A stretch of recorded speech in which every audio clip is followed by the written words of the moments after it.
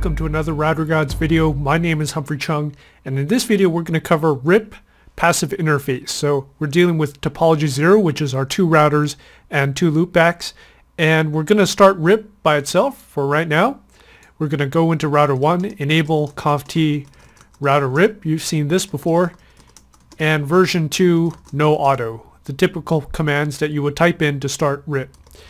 And then we're going to throw all of our interfaces into RIP using the wonderful all zeros command, network 0000. And then we're going to go over to router 2 and do the same thing. So here comes router 2, enable conft router RIP version 2, no auto, and followed up by our network of all zeros. After we do that, you'll see that in a few seconds RIP should start up. And we've figured that out by doing show IP protocols. And you'll see that RIP is started on this router. Do a show IP route, and you could see we have our route to loopback 0 of router 1.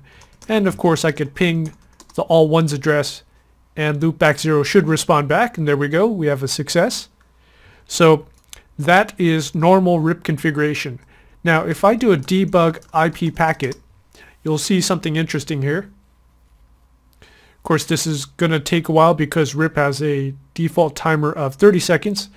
So you can see here that we've got a fast Ethernet interface, and you can see that we are sending and receiving on 224.0.0.9, which is a multicast address. And then we're also doing the same thing on the loopbacks as well.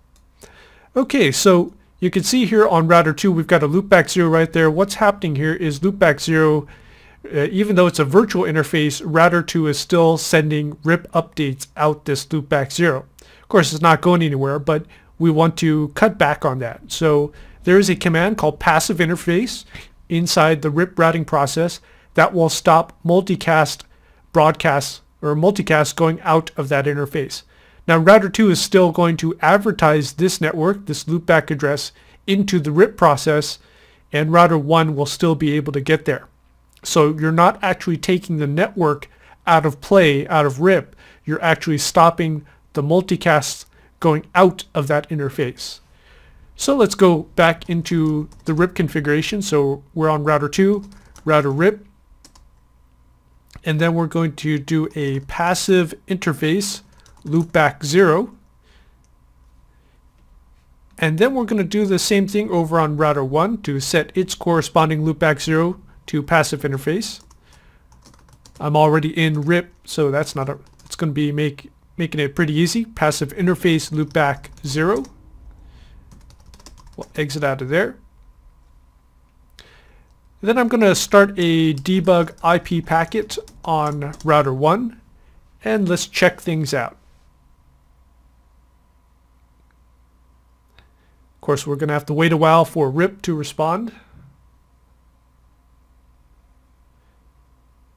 Okay, there we go. We've got our typical multicast coming from our fast Ethernet 00, so that's not a problem. That's what we want. We're particularly interested in the loopback 0. And here we see coming from fast Ethernet 00 of router 2, so the other side of the fast Ethernet link, that's not a problem. But as you can see, I have no multicasts from the loopbacks. Okay, well let's see if that's a problem from a routing perspective. We'll show IP route, and you can see here that I am still learning that loopback 00 route over here. I'm still learning it from router 2. That's not a problem. And of course I can ping it, and it works just fine. I'm going to stop my debug. So let's see how we could verify this passive interface. Of course you could do a show run right there, and it's going to be under the routing process. Router RIP version 2 passive interface loopback 00, so you can see it right there. Let's see if there's another way to check it out. So show IP protocols. Let's see what we got here. Default version, let's see. Well, what you can see here is passive interfaces loopback 0. That's another clue that that loopback is in passive mode. Alright, so just to recap, the passive interface command does not stop the route from being advertised into RIP, so it still lets the route go into RIP, and the other routers will see it if everything is working correctly. The only thing it does stop is it stops the multicast going out of that interface. Multicast going out. It can still listen to multicast coming in. Okay, so let's do one more thing. Let's go over to router 1. We're already on router 1. Let's see what happens if we put passive interface on fast 00. See what happens if we put it on there. Now just to recap, I'm going to put some text in here.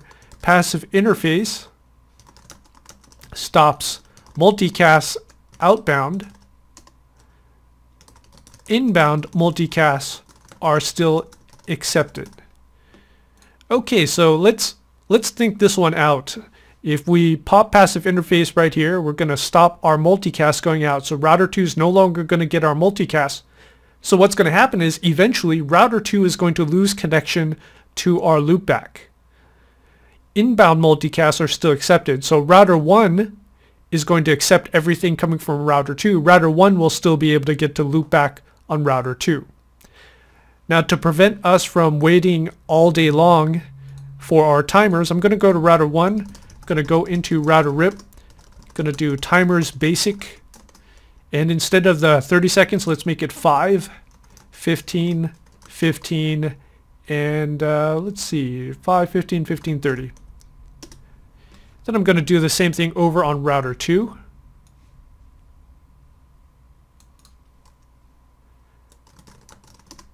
Timers basic, 5, 15, 15, 30. Going to show IP route just to make sure everything is working correctly. So that's show IP route.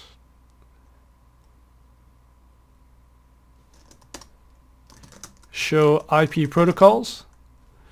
Okay, let's see what we got here. We've got our fast Ethernet 00 still in there. We have a success. We have our RIP routes back there. Okay, so we're ready to go here. And so now let's configure passive interface on fast 00. Router RIP. Passive interface fast 00. We're going to wait a couple seconds for things to happen. I still have my debug going on router 2. So let's see what happens on router 2 here.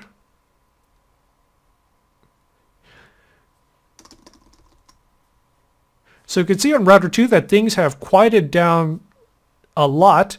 We are sending our multicast out because we haven't configured any passive interface on the fast Ethernet interface. So we're sending outbound, but as you can see, all these numbers are 12.2.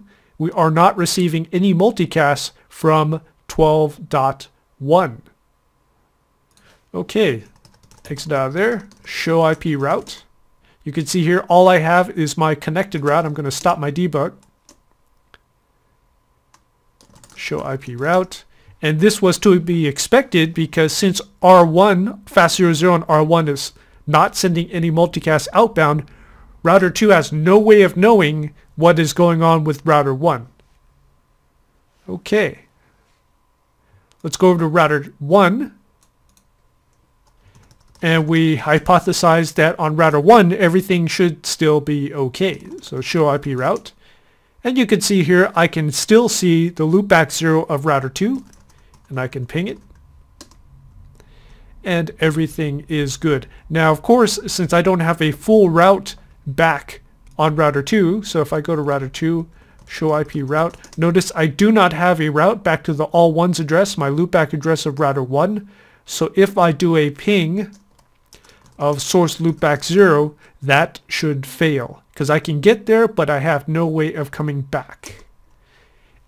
And as we suspected, that ping will die out. Alright, so that was a quick and easy video of the passive interface command in RIP. And what it does is it stops multicasts outbound, but inbound multicasts are still accepted. Thanks for watching.